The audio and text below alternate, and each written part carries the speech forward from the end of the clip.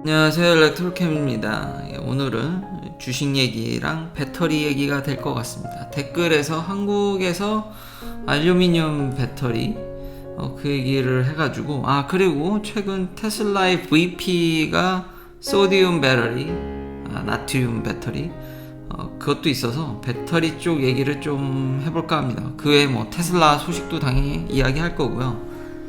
시작하기 앞서 콘레드님, 감사드립니다.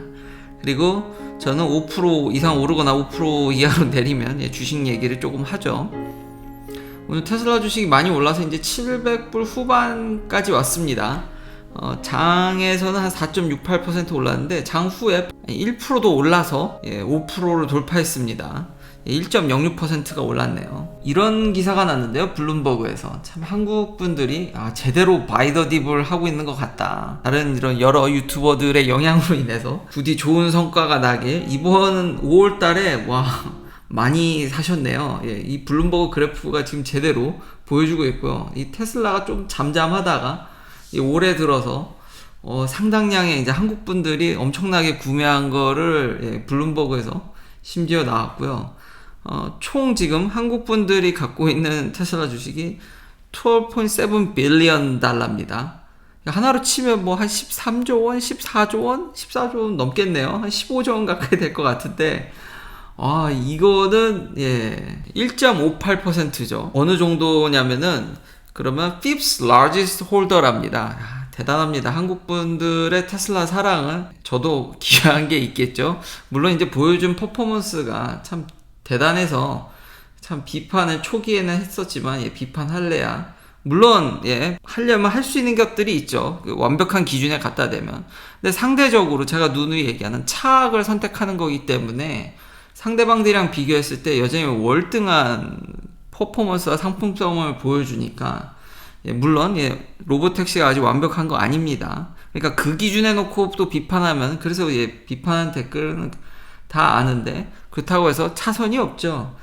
그리고 한국 분들이 사랑하는 그 다음 주식은 애플입니다. 애플도 제가 종종 얘기를 하죠. 아마 지난 영상에 얘기한 그 메라 서페이스가 애플도 준비하는 걸로 알고 있습니다.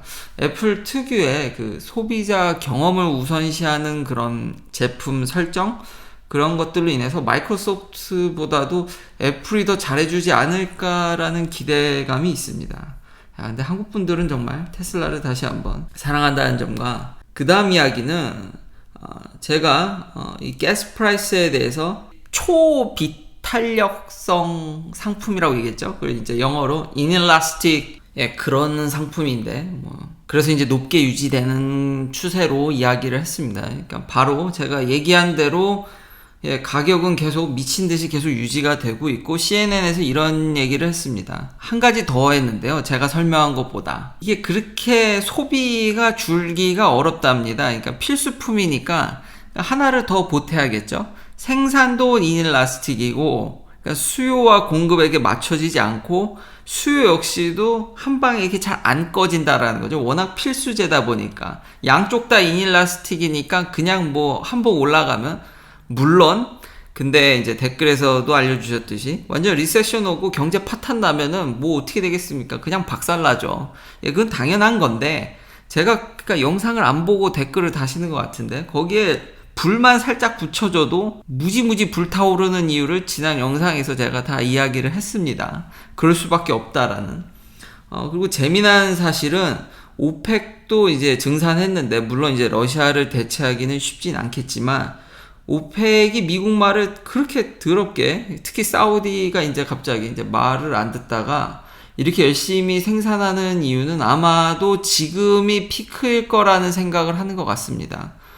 저 오펙이나 그리고 사우디에 있는 석유 장관들이나 그런 거기 앉아있는 고위 관리들이 그렇게 바보들이 아닙니다. 그래서 석유 가격만 보더라도 경제의 어떤 상황인지를 좀 예측해 볼 수 있는 언제 지금 풀어야지 경제가 너무 리세션으로 가거나 정말 안 좋아지면은 비싼 가격에 석유를 못 팔 뿐더러 같이 다 요즘은 다 서로 연결되어 있기 때문에 그냥 같이 다 그냥 무너지는 상황이 옵니다. 그러면 지금 사우디나 이런 나라들도 굉장히 힘들어지겠죠. 지금 열심히 석유를 푸는 거 보면은 지금 안 하면 안 되겠다라는 생각을 하는 거죠. 그러니까 다 계산상에 하는 건데, 소비자들은 지금 최대한 이제 코스코나 오늘 코스코 주식도 장난이 아니었던 것 같은데, 확실히 싸게 파는 쪽으로 지금 기름값이 다 미쳤기 때문에 비싸다 그러지만 결론은 저렇게 좀 이제 절약하는 좀 하는 방법들이 있기 때문에 최대한 싸게 파는 데 가서 주의한다라든지. 그래서 지금 CNN에서 보면은 한 $150 가면은 큰일 난다고 보는 것 같습니다. 그러니까 아직은 견딜만 하다. 뭐 $130, 지금 $110대인데 $130도 엣지라고 보고요. $150 가면은 사람들이 진짜 이제는 그만둘 거다라는 예측이 있습니다. 그러니까 그거와 이제 더불어 이제 사우디나 오펙이 증산하는 이유는 다 그러니까 서로 그런 것들이 어느 정도 맞아져서 그냥 뭐 이걸 생산량을 조절하거나, 물론 정치적인 요인도 있겠지만 경제적인 것도 당연히 전 세계가 어려워지면 이분들도 다 어려워집니다. 다 아직은 좀 글로벌라이제이션 하려고 하지만 연결되어 있기 때문에 기름 생산만 보더라도 세상 어떻게 돌아가는지 대충 알 수 있다. 일론 머스크가 AI 데이를 미뤘습니다. 인재는 아닌가요? 아니면은 좀 더 이제 준비를 잘 하려고 하는 것인가요? 그러면서 옵티머스 프로토타입, 테슬라 보시죠. 옵티머스가 여기서 좀 나타날 것 같습니다. 제가 생각하는 그런 모드를 지원할지 한번 궁금하기도 하고요. 어떤 방식으로 자동화를 넣을지 매우 기대가 되는 것 같습니다. 로봇에 대해서도 제가 많이 얘기를 했기 때문에. 다음은 테슬라의 VP가 나와서 소디움 배터리, 나트륨 배터리죠. 소금 배터리를 좀 얘기를 했었어가지고 다시 한번 또 논문 몇 개를 리뷰해볼까 합니다. 근데 결론부터 얘기하면은 여기까지는 가능할 수 있는데 알루미늄까지는 가망성이 아직은 없어 보인다. 리튬이 매장량이 다시 한번 확인하지만 어마무시합니다. 어마무시한데 문제는 그거를 얻어내는 거죠. 그러니까 아주 고순도의 좋은 리튬을 얻는 게 좀 서스테이너블 하지 않고 환경 오염도 좀 걸려 있고, 과연 나트륨까지 갈지도, 이런 논문들을 보면은 각 머티리얼에 대해서 사이언스 어드밴스에서 각 이제 중요 이런 핵심 이온에 대해서 리튬, 소디움, 마그네슘, 알루미늄 이런 것들까지 이제 다 얘기를 했는데요. 그리고 이 네이처 논문에도 이제 얼터너티브로 대체제로 소디움이랑 리튬에 대해서 이제 알루미늄을 살짝 언급하긴 했지만 이 두 개면 사실상 끝날 것 같다라는 뉘앙스가 대부분입니다. 지금 리튬 가격이 미쳐 돌아가가지고 이런 논문, 그러니까 알루미늄에 대해서도 이제 관심을 갖는데, 리튬 가격이 만약 정상화되면은 소디움 배터리도 쉽지 않습니다. 진짜 소디움은 싸죠. 왜냐면 바다라든지 널린 게, 지천에 널린 게 진짜 얻기도 좀 쉬운 편이고요. 그러나 일론 머스크가 얘기를 했지 않습니까? 환경오염 안 시키고 뭐 몇 개 물 붓고 뭐 테이블 솔트 뭐 어떻게 해가지고 솔티 몇 개 해가지고 하면은 뽑을 수 있는 그거 화학 방식도 제가 옛날에 얘기를 했었죠, 논문. 근데 그게 아직은 거기도 개발하고 있기 때문에 그게 터지느냐 아니면 소디움 배터리가 터지느냐, 이게 뭐가 될지 모르는 거지만 아마 이 선에서 정리되지 않을까. 그리고 소디움 배터리를 양산 준비를 하고 있긴 합니다. 지금 내년이면은 이 매니팩처링 퍼실리티가 돌기 시작합니다, 미시건에서. 한번 이 게임도 되게 재밌을 것 같고, 과연 테슬라가 지금 VP가 나와서 소디움 배터리에 대해서 얘기를 했기 때문에 근데 가장 큰 단점이 뭐냐면 에너지 덴시티가 떨어진다라는 거죠. 지금 보면은 리튬 대비해서 이게 좀 형편없죠.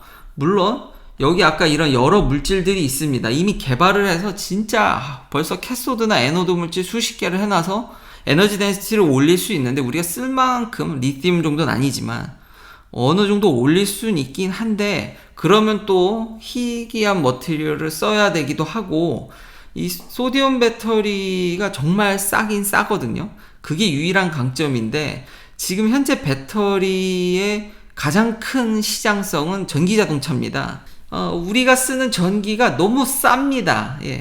그러니까 이 배터리 저장을 해가지고 전기를 이제 밤에 낭비되는 전력을 흡수해가지고 이제 쓰면은 괜찮긴 한데, 전기값도 계속 오를 거긴 하니까요. 근데 아직까지 전기값이 너무 쌉니다.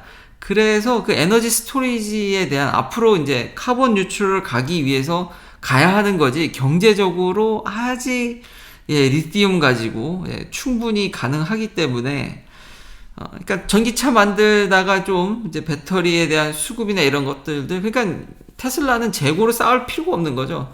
남으면 뭔가 이상하게 수틀리면 그냥 에너지 스토리지에 넣으면 되니까 이런 수준이라서 소디움이 물론 워낙 더 싸고 에너지 스토리지로 의미가 있긴 하지만 다시 한번 정리하면 리튬 배터리에 리튬을 얻는 과정이 쉬워지면은 다 무산될 수도 있다. 그리고 여기 가격이 나오지만 아까 얘기했듯이 희귀 머티리얼을 제가 소디움에서도 에너지 덴시티를 올리려면은 써야 되는데 이것도 대량 생산에 가봐야 알겠지만 제가 항상 그 극찬하는 인산철 배터리가 그 소디움 배터리랑 비교했을 때 가격이 그렇게 소디움 배터리가 더 싸죠. 싼데 인산철도 만만치 않게 싸기 때문에 물론 지금 기현상으로 지금 리튬 가격이 치솟아 가지고 요 논문이 나올 때보다는 2022년 논문이지만 요 논문이 나올 때보다는 지금 가격이 월등히 뛰어가지고 사람들이 우려해서 지금 5만 가지 얼터너티브 얘기들이 나오고 논문도 나오지만 말했듯이 리튬 가격을 낮추기 위해서 대량 생산을 하기 위한 노력도 만만치 않게 하고 있기 때문에 아직은 걸음마 단계다. 일단 막상 시장에 나와 봐야 알겠지만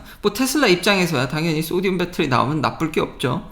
왜냐면 플레이어들이 늘어나면 늘어날수록 배터리 가격은 결국 하방으로 낮춰지는 걸로 가격이기 때문에 테슬라 입장에서는 나쁜 게 하나도 없다. 그래서 그런 언급을 하는 게 당연하다고 봅니다.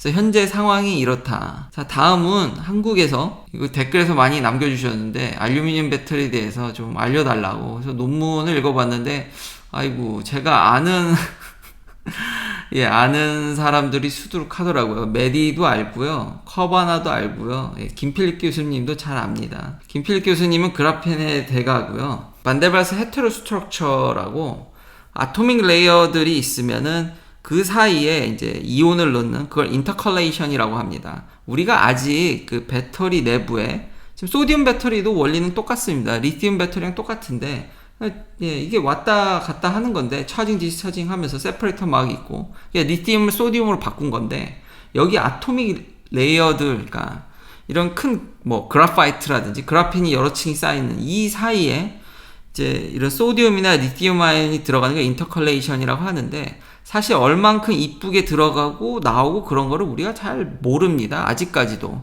그러니까 그런 것들을 연구하기 위해서 보면은 반데발스 헤테로스트럭처 헥사고널 보론 나이트라이드로 인캡슐레이션 위아래로 쌓아가지고 요 사이에 4레이어의 그라핀이죠. 뭐 사실상 그라파이트인데 왜냐면 피지컬리 아마 트리플 레이어 이상으로 가면은 그 피지컬 프로퍼티가 그라파이트로 바뀌어버립니다.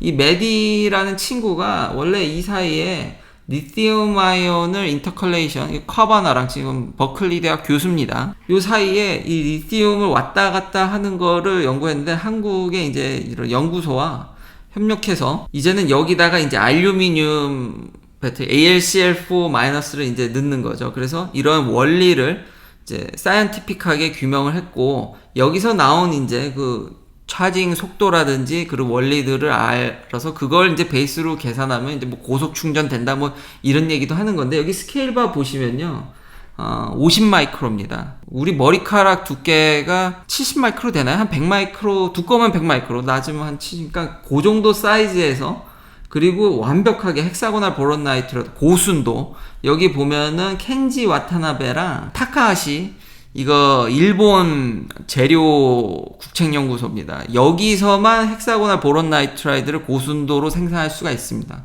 고압을 걸어야 되기 때문에 저도 아주 잘 알죠. 왜냐하면 저도 이런 디바이스를 숱하게 만들었기 때문에 물론 이 논문에서 이제 PG라든지 FLG 그러니까 이런 아예 그래파이트 층에 이제 그리고 CNT까지 보여줘서 이제 어떤 양산성을 조금이라도 보이려고 하긴 했는데요. 앞서 얘기했듯이 알루미늄까지 갈까? 알루미늄의 장점은 여기 어벤던스, 그러니까 엄청 남아도는.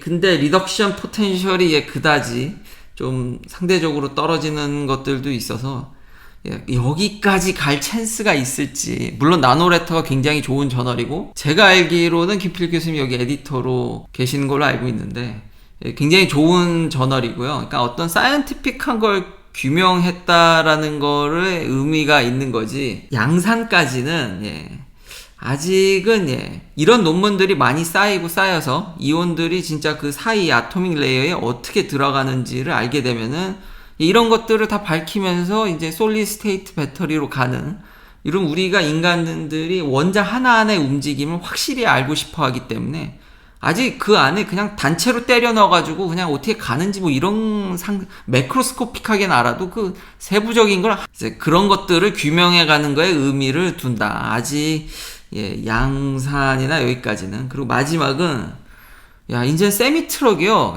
저 이거 몇 대 봤습니다. 오늘 돌아다니다가 깜짝 놀랐습니다. 이제는 막 여기 베이에리어에 막 돌아다니더라고요. 근데 기사가 이제 5월 19일부터 이게 보여지긴 시작했더라고요. 그래서, 이거 양산 되나?